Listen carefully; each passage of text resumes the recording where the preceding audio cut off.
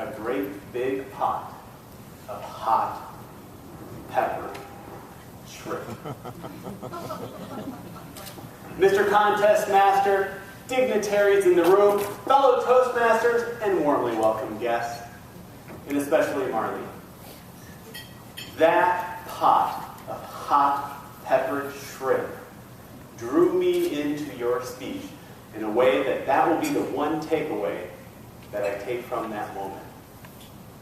For my evaluation today, I'd like to focus on the one thing that I think would add the most impact to your speech, and that was the organizational timeline of the presentation.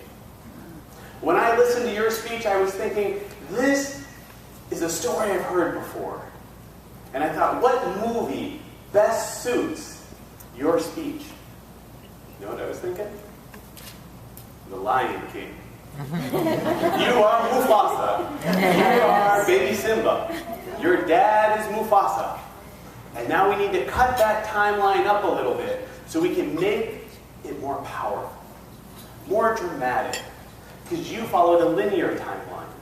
But I think if we started in the beginning with your father having those chest pains, that pain, and you being there, and letting him die at the beginning, and then taking us back to the happy times in your childhood, when he was there braiding your hair, and taking you out to play, and that big yard you had with all your families.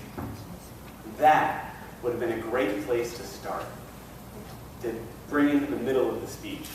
And then from there, then you can go into what did he do for you? What were those lessons?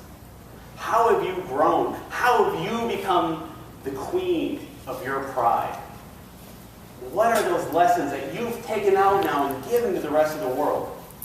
Your speech was a story about your relationship with your father, but how did it help you grow? That's what I wanted to know. I wanted to know about you. Where did you take those lessons to? And the other most important thing that I heard in your speech that I learned from Craig Valentine was that the most dangerous thing we can do as a speaker is to create unanswered questions in the minds of our audience. And at the very beginning of your speech, when you said, "I'm a mama's girl," it left me hanging for the whole speech, looking for that connection in the speech about your father. So just remember, the first words out of any of our mouths when we give a speech makes the most lasting impression on this entire audience. And what do we want them to take away from that speech?